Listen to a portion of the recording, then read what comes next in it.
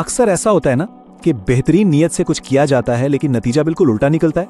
आज हम इसी हैरानकुन हकीकत को समझेंगे इस वजाहत में, जिसका उन्वान है जब मदद नुकसान पहुंचाए।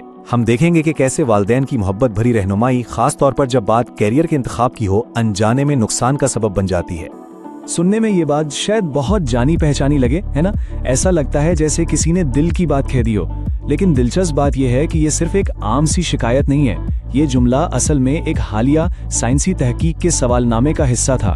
तो इसका मतलब ये हुआ कि माहिरीन अब इस मसले को सिर्फ एक घरेलू मामला नहीं समझ रहे, बल्कि एक ऐसा अहम नफ्सियाती उनसर मान रहे हैं जिसका नौजवानों के मुस्तकबिल पर बहुत गहरा असर पड़ता है। तो फिर सवाल यही उठता है कि ये मदद है या नुकसान?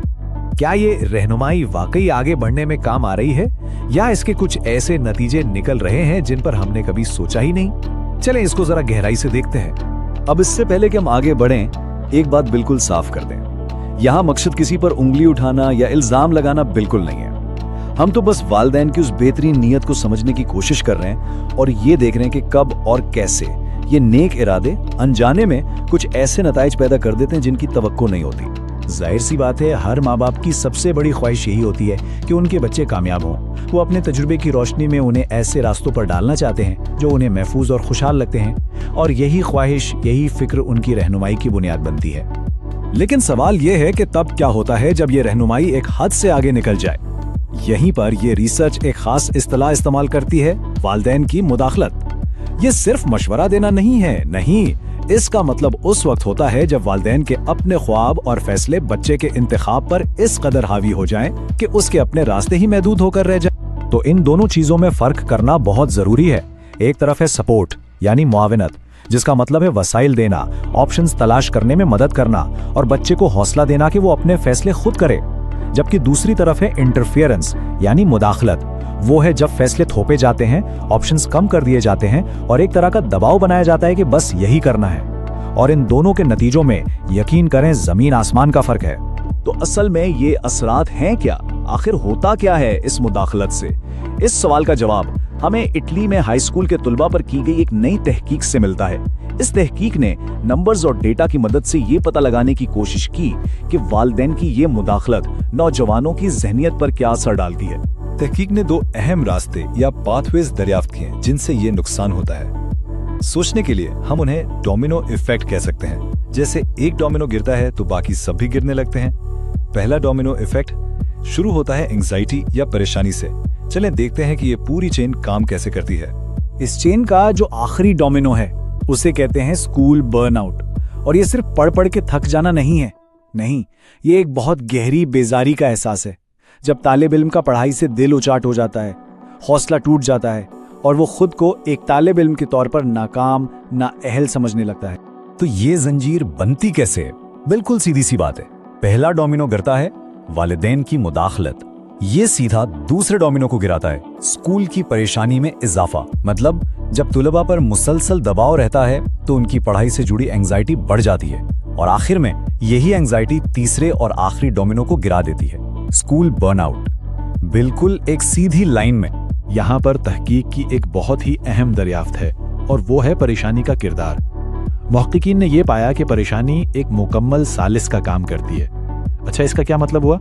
इसका मतलब यह है कि वालिदैन का दबाव बराह रास्त बर्नआउट पैदा नहीं करता, बल्कि ये दबाव पहले परेशानी पैदा करता है और फिर यही परेशानी एक पुल का काम करती है जो सीधा बर्नआउट तक ले जाती है। चलें अब देखते हैं दूसरा डोमिनो असर। इसे हम एतमाद का बहरान या कॉन्फिडेंस क्राइसिस का नाम दे सकते हैं। ये एक और रास्ता है जो पहले वाले के साथ साथ मुतवाजी चलता है और इसकी शुरुआत भी वालिदैन की मुदाखलत से ही होती है। इस रास्ते का मरकजी नुक्ता है करियर के फैसले पर खुद एतमादी। इसका सादा सा मतलब है एक तालिब इल्म का अपने ऊपर ये यकीन कि वो अपने मुस्तकबिल के लिए अहम और अच्छे फैसले खुद कर सकता है। सोच लें कि ये खुद एतमादी एक हिफाजती ढाल की तरह है, एक प्रोटेक्टिव शील्ड। तो ये दूसरा डोमिनो असर कैसे काम करता है? देखिए, वालिदैन की मुदाखलत सीधा उस हिफाजती ढाल यानी तालिब इल्म के खुद पर यकीन को कमजोर करती है। जब एक नौजवान को बार बार ये पैगाम मिलता है कि वो अपने मुस्तकबिल के लिए सही फैसले नहीं कर सकता, तो ये बेबसी का एहसास पैदा करता है और यही एहसास वक्त के साथ डिप्रेशन की अलामात में बदल सकता है। तहकीक के नताइज इन ताल्लुकात को बिल्कुल वाज़े तौर पर दिखाते हैं। जब वालिदैन की मुदाखलत बढ़ती है तो स्कूल की परेशानी भी बढ़ जाती है। इसके बरक्स जब मुदाखलत बढ़ती है तो तालिब इल्म का अपने कैरियर के फैसलों पर एतमाद कम हो जाता है। ये एक बहुत साफ पैटर्न है जो डेटा में नजर आता है। लेकिन बात यहीं पर खत्म नहीं होती। तहकीक में एक और शायद सबसे ज्यादा तशवीशनाक बात सामने आई। वालिदैन की मुदाखलत का डिप्रेशन की अलामात से एक बराह रास्त ताल्लुक भी पाया गया। मतलब ये बीच के सारे अवामिल को बाईपास करके भी सीधा असर करती है। 60.4%।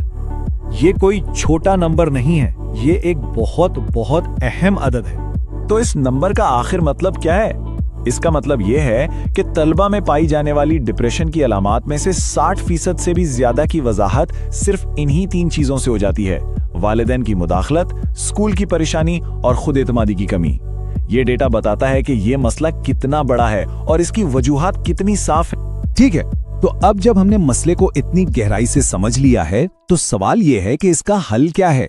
हमारा आखिरी हिस्सा इसी बारे में है। हम ये देखेंगे कि इस डोमिनो असर को शुरू होने से पहले ही कैसे रोका जा सकता है। यहाँ सबसे अहम बात समझने की यह है कि इन दरियाफ्तों का मकसद वालिदैन को बुरा महसूस कराना नहीं, बल्कि आगाही पैदा करना है। ये तहकीक हम सबको एक मौका दे रही है कि हम मुस्तकबिल के बारे में होने वाली गुफ्तगू को बेहतर बनाएं, उसे दबाव से निकालकर ताउन की शक्ल दें। ये तहकीक 4 अहम और काबिल अमल हल भी बताती है। चलें एक एक करके देखते हैं। पहला, वालिदैन में इस बात की आगाही बढ़ाई जाए कि उनके रवैये के अनजाने में क्या असरात हो सकते हैं। दूसरा, स्कूलों में काउंसलिंग के जरिए तुलबा की खुद एतमादी को मजबूत किया जाए। तीसरा, सिर्फ बच्चे पर फोकस करने के बजाय पूरे खानदान को शामिल किया जाए। और चौथा, तुलबा को ऐसी अमली महारतें सिखाई जाएं जिनसे वो स्कूल की परेशानी और दबाव को बेहतर तरीके से संभाल सकें। और आखिर में एक सवाल जो हम सब के लिए है, हम अपनी अगली नस्ल को, अपने नौजवानों को कैसा मुस्तकबिल देना चाहते हैं? एक ऐसा मुस्तकबिल जिसकी बुनियाद उनके अपने एतमाद और सलाहियतों पर रखी हो, या एक ऐसा मुस्तकबिल जो दूसरों के दबाव और तवक्कुआत के बोझ तले दबा हुआ हो? ये फैसला हमारा है।